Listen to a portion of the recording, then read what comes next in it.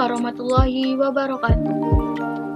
Di sini kami akan memaparkan materi mengenai resistensi perubahan pendidikan. Pada kelompok 2 ini terdiri dari 3 anggota kelompok, yakni yang pertama Nadia Gusti Aulia, yang kedua R.A. Fania Isma Taskia, dan yang ketiga ialah Salsa Putri Sabita. Pada pembahasan kali ini akan dijelaskan 4 sub pembahasan, yakni yang pertama mengenai faktor-faktor resistensi perubahan, kedua ialah penolakan perubahan oleh individu, yang ketiga penolakan perubahan oleh organisasi, dan pembahasan yang terakhir ialah mengenai cara mengatasi resistensi perubahan. Menuju pembahasan yang pertama ialah mengenai faktor-faktor resistensi perubahan. Apa sih yang kita ketahui tentang resistensi? Nah, resistensi merupakan suatu sikap atau tindakan penolakan, menyanggah, menghalangi, menentang dari para anggota sebuah organisasi untuk berpartisipasi atau bekerja sama dengan organisasi seiring dengan upaya untuk melakukan perubahan. Menurut Armstrong, terdapat 8 faktor resistensi terhadap suatu perubahan. Yang pertama, keterkejutan akan sesuatu yang baru menyebabkan sebuah kecurigaan. Hal tersebut akan mengganggu rutinitas yang sudah akrab dengan mereka. Yang kedua, ancaman terhadap status dan keterampilan. Yang ketiga, ketidakpastian sebuah perubahan mengkhawatirkan karena ketidakpastian mengenai kemungkinan dampaknya. Yang keempat, kekuatan bersaing. Keprihatinan tentang kemampuan untuk mengatasi tuntutan baru atau memperoleh keterampilan baru. Yang kelima, ialah ketidaknyamanan. Perubahan akan membuat hidup lebih sulit karena harus menyesuaikan dengan perubahan yang ada. Yang keenam, ancaman bagi hubungan intrapersonal apapun yang mengganggu hubungan sosial, adat, dan standar kelompok akan ditolak. 7. Simbol ketakutan. Perubahan kecil dapat mempengaruhi hal yang mungkin lebih besar, terutama ketika orang yang tidak yakin tentang seberapa jauh perubahan akan terjadi. Dan yang terakhir, ketakutan ekonomi akan uang yang mungkin akan hilang, ancaman terhadap keamanan kerja. Adapun berbagai alasan mengapa seseorang atau anggota dalam organisasi melakukan resistensi atau penolakan. Seperti yang dikemukakan oleh Vitalis Tarsan, bahwa terdapat beberapa faktor yang menjadikan seseorang untuk melakukan perubahan. Yang pertama, masalah mental atau takut gagal. Yang kedua, waktu dan sumber daya manusia lembaga yang belum memadai untuk melakukan sebuah perubahan. Yang ketiga, perubahan yang ingin dilakukan terlalu sulit. Yang keempat, tidak adanya dukungan dari pimpinan. Yang kelima, terdapat konflik internal yang belum diselesaikan. Yang keenam, tidak adanya keuntungan dari perubahan tersebut. Yang ketujuh, pekerjaan sedikit dan waktu yang dibutuhkan untuk pekerjaan tersebut juga akan semakin lama. Dan yang terakhir, tidak terfokusnya perubahan. Untuk pembahasan yang kedua ialah mengenai penolakan perubahan oleh individu. Dalam memperlihatkan resistensinya, seseorang dapat menunjukkannya dengan beberapa cara. Di antaranya ialah 1. Menurunkan produktivitasnya sambil mereka menggunakan waktu untuk mencari informasi tentang perubahan atau sekedar menggerutu. Yang kedua, sering menahan langkah mereka dan berusaha memperlambat perubahan sedapat mungkin yang bisa mereka lakukan. Yang ketiga, menunjukkan tidak adanya antusiasme untuk belajar atau pelatih mengenai sebuah prosedur baru.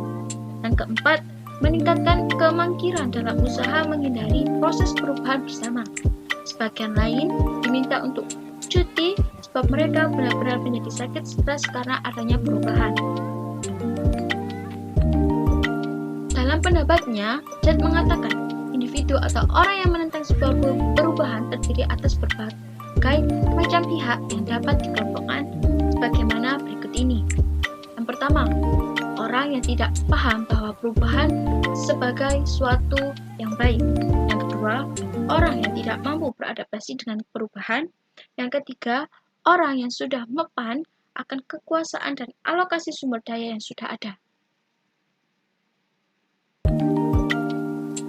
Yang keempat, orang yang tidak dilibatkan dalam mengambil keputusan untuk melakukan perubahan. Yang kelima, orang yang beranggapan bahwa lembaga atau organisasi belum siap dalam menghadapi perubahan sehingga harus ditunda. Yang keenam, orang yang berpendapat bahwa syarat-syarat untuk keberhasilan perubahan belum terpenuhi dengan baik.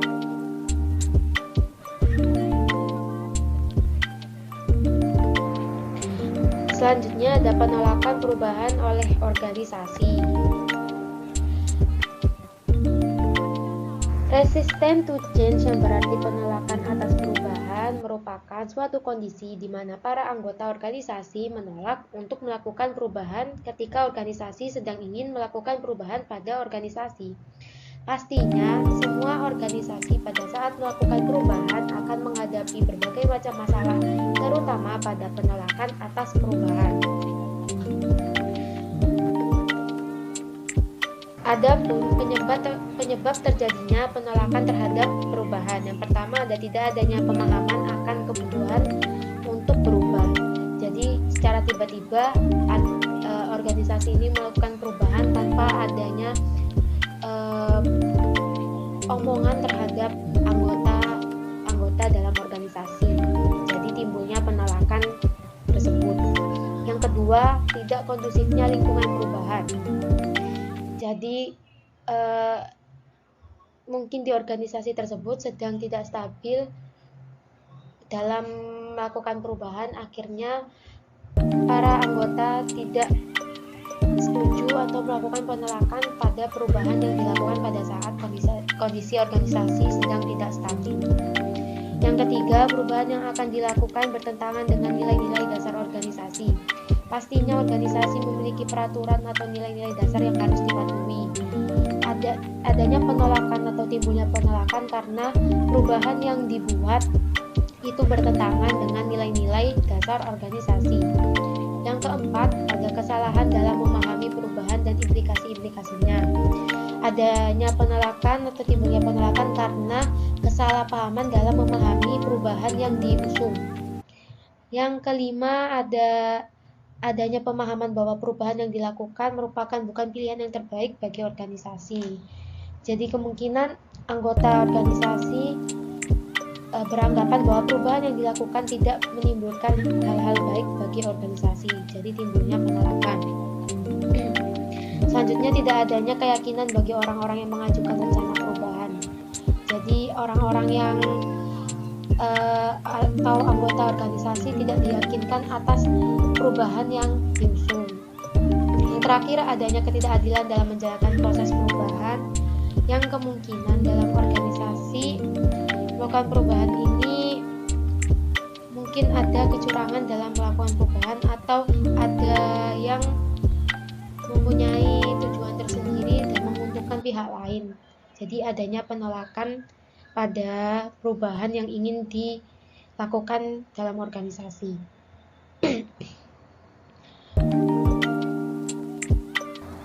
Selanjutnya, ada pendapat lain penyebab terjadinya penolakan perubahan menurut Sophia. Yang pertama ada direct cost, berkaitan dengan biaya yang harus ditanggung karena adanya melakukan perubahan yang kemungkinan besar membutuhkan biaya besar dan berakibat munculnya kekhawatiran para anggota akan pendapatannya. Yang kedua ada saving face. Maksudnya perubahan di sini dianggap sebagai keputusan yang salah. Di sini orang yang mendorong terjadinya perubahan dianggap sebagai orang yang tidak memiliki kompetensi. Yang ketiga ada fear of the unknown, yakni orang yang menghambat suatu perubahan karena mereka khawatir tidak bisa menyelesaikan diri dengan keadaan baru. Yang keempat ada breaking routine, yakni orang yang cenderung mempertahankan rutinitas karena mereka telah nyaman dengan situasi yang ada. Yang kelima ada incongruent organizational system, yakni sistem organisasi tidak mendorong terjadinya perubahan yang berkaitan dengan penggajian atau upah seleksi, pelatihan, dan sistem kontrol. Yang terakhir ada incongruent team dynamics. Sistem perubahan dimaksudkan untuk menciptakan norma-norma baru yang mungkin kurang dapat diterima oleh para anggota organisasi. Baik, di sini saya akan menjelaskan mengenai cara mengatasi resistensi perubahan. Dalam mengatasi resistensi perubahan, terdapat beberapa pemikiran yang disampaikan oleh para ahli.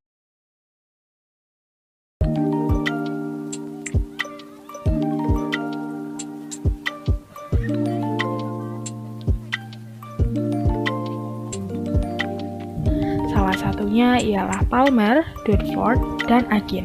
Berpendapat bahwa hal yang perlu dilakukan untuk mengatasi resistensi perubahan ialah dengan melakukan sosialisasi tentang manfaat perubahan, baik manfaat individu maupun bagi organisasi. Langkah-langkah yang akan diambil serta memastikan bahwa adanya perubahan tidak akan mengganggu kepentingan siapapun. Pihak manajemen diwajibkan melibatkan anggota organisasi untuk turut andil